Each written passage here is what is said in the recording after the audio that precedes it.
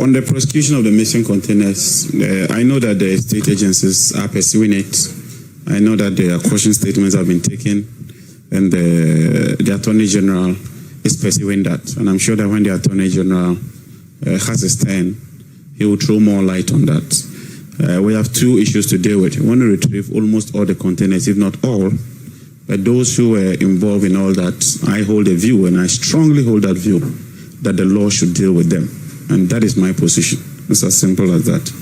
On the issue of power theft, we've been working very hard with ECG and NETCO. In fact, NETCO, recently some of our staff were attacked when they went on their routine work to ensure that we recover revenue as much as we can. Because anytime you have three people consuming power and one does not pay, it means that two have to shoulder the burden for the other. And so it's in our own interest to ensure that we help these utilities to recover their revenues. And so let me use this opportunity to appeal to all the people in the NETCO area in particular to collaborate with us. This is for the good of the country, and it's to ensure that we're able to supply power. That ties into agencies.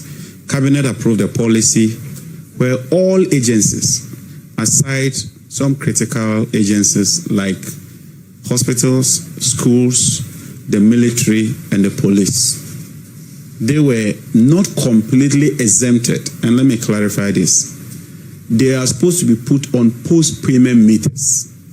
And then the Minister of Finance will budget and pay for them.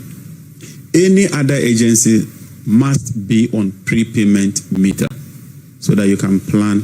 So far it's working. It's not been easy, but we are making some progress. And I'm happy with the level of progress we are making. We have to continue. We have no choice than to do that.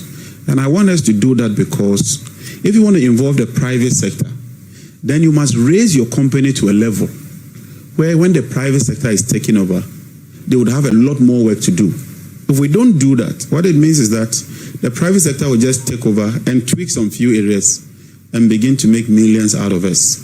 And so far, what we are doing shows that we are making progress. And we are deploying the smart meters.